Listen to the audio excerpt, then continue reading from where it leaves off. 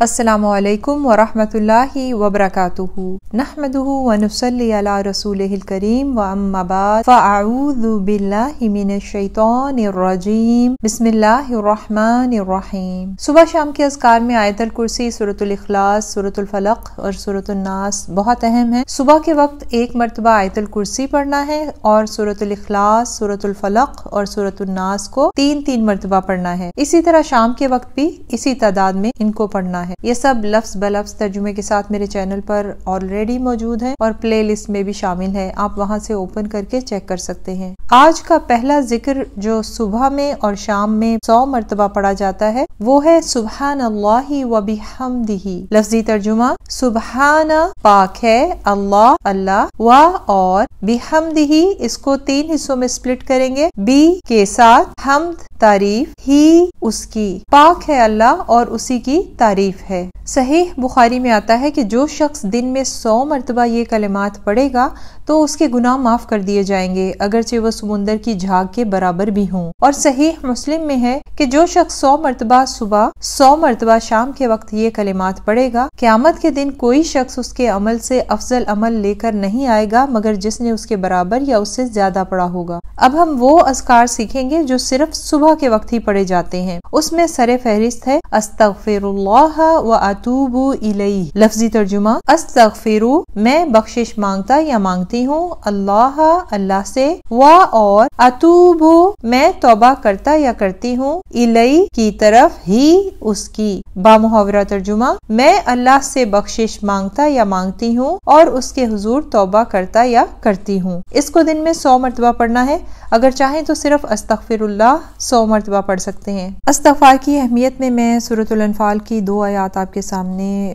رکھتی ہوں، ترجمہ ان کا: اور وہ وقت بھی یاد کرو جب کافروں نے کہا تھا اے اللہ اگر یہی دین حق ہے جو تیری طرف سے ہے تو ہم پر آسمان سے پتھروں کی بارش برسا دے یا ہمیں کسی المناک عذاب سے دوچار کر دے۔ حالانکہ یہ مناسب نہ تھا کہ اللہ انہیں عذاب دے اور آپ صلی اللہ علیہ وسلم ان میں موجود ہوں، اور نہ ہی یہ مناسب تھا کہ اللہ ایسے لوگوں کو عذاب دے جو استغفار کرتے ہوں۔ حضرت موسیٰ رضی اللہ تعالیٰ عنہ کہتے ہیں کہ آپ صلی اللہ علیہ وسلم نے فرمایا اللہ تعالیٰ نے میری امت کے لیے 2 احسان کی چیزیں اتاری ہیں، پھر یہ آیت پڑھی، پھر فرمایا کہ جب میں دنیا سے چلا گیا تو تمہارے لیے امن کی چیز استغفار کو قیامت تک کے لیے چھوڑ جاؤں گا۔ تو کیا ان آیات سے آپ کو پتا چلا کہ جب تک نبی اکرم صلی اللہ علیہ وسلم موجود تھے اللہ تعالیٰ نے عذاب نہیں بھیجنا تھا، اور اب چونکہ نبی اکرم صلی اللہ علیہ وسلم رحلت فرما چکے ہیں تو صرف ایک چیز باقی رہے گی ہمارے لیے، وہ کیا ہے کہ جو چاہتا ہے کہ عذاب اس پر نہ آئے تو وہ استغفار کی کثرت شروع کر دے۔ تو اس سے بڑھ کر اور اہمیت اور فضیلت کی کیا بات ہوگی کہ قرآن پاک میں اللہ سبحانہ وتعالیٰ نے خود سے فرما دیا۔ تو استغفار کو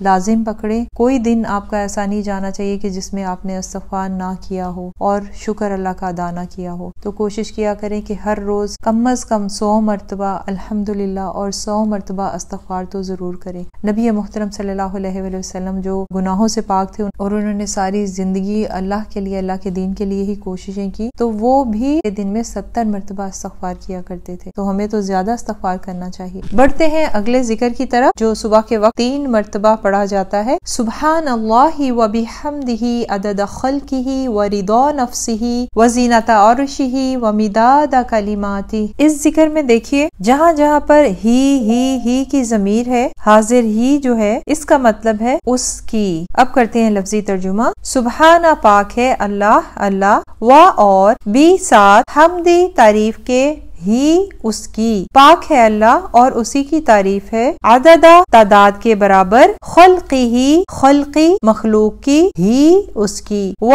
اور رضا کے، نفسی ذات کے، ہی اس کی، وزینتا وزن کے برابر، عرشی عرش کے، ہی اس کے، و اور مدادا روشنائی کے برابر، سیاہی کے برابر، کلمات کی، ہی اس کے۔ بامحاورہ ترجمہ: میں اللہ کی پاکیزگی بیان کرتا یا کرتی ہوں، اس کی تعریف کے ساتھ، اس کی مخلوق کی تعداد کے برابر، اس کی ذات کی رضا کے برابر، اس کے عرش کے وزن کے برابر اور اس کے کلمات کی روشنائی کے برابر۔ اس ذکر کو صبح کے وقت 3 مرتبہ پڑھنا ہے۔ حضرت ابن عباس رضی اللہ تعالیٰ عنہ نے روایت کیا ہے اور انہوں نے حضرت جویریہ جو نبی محترم صلی اللہ علیہ وآلہ وسلم کی زوجہ محترمہ ہے رضی اللہ تعالیٰ عنہ سے روایت کیا کہ نبی اکرم صلی اللہ علیہ وآلہ وسلم صبح فجر کی نماز پڑھنے کے بعد صبح سویرے ان کے ہاں سے باہر تشریف لے گئے۔ اس وقت وہ اپنی نماز پڑھنے والی جگہ پر تھیں۔